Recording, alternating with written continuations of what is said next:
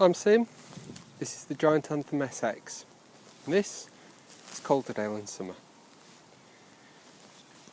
The Anthem SX uses 100mm at the rear, uses 120mm of travel up front. Kind of a mismatch bike. That kind of blows some people's minds, but for a lot of UK riding it makes a lot of sense. You've got enough on the back to just take out the sting, but then you've got a bit more on the front so you can drive a little bit harder into things. I guess it comes from our addiction to hooligan hardtails back in the day. It still kind of works, the theory still works. It's a fun bike. You do kind of try to push it a little bit harder than you probably would a normal 100mm travel bike, and it goes well. It's fun up until a point. That point comes quite abruptly.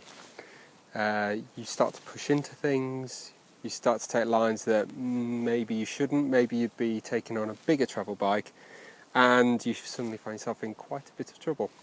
You can usually ride it out, but there have been a few incidents, let's say, where I've kind of had to back off and then reassess what I should be riding with this bike. I've taken it around trail centres, it does perfectly there, really good fun. The Schwalbe tyres, although they're short on knobbles, they're kind of high on speed, so they do make a lot of sense if you do a lot of trail centre stuff and you like just going flat out. I've changed the bars and the stem. The stem originally came with an 80mm, which was a bit too long for me, so I've put a 50mm rental on there and some 40mm rentals as well. The bike costs £2,000. Which is pretty good going really. You get XT rear mech, SLX chainset, SLX brakes, you even get a dropper post. It's not the most glamorous post, but it works really well, so no complaints there. The wheels are a little bit heavy, but they do seem to roll well.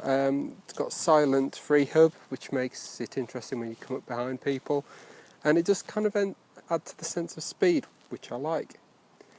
The Giant Maestro system, Giant's been using their Maestro system for quite a few years now, and I've kind of got it dialed. It's only got 100mm, like I said, and sometimes it feels like you've only got 100mm, but you never like get a harsh bottoming out.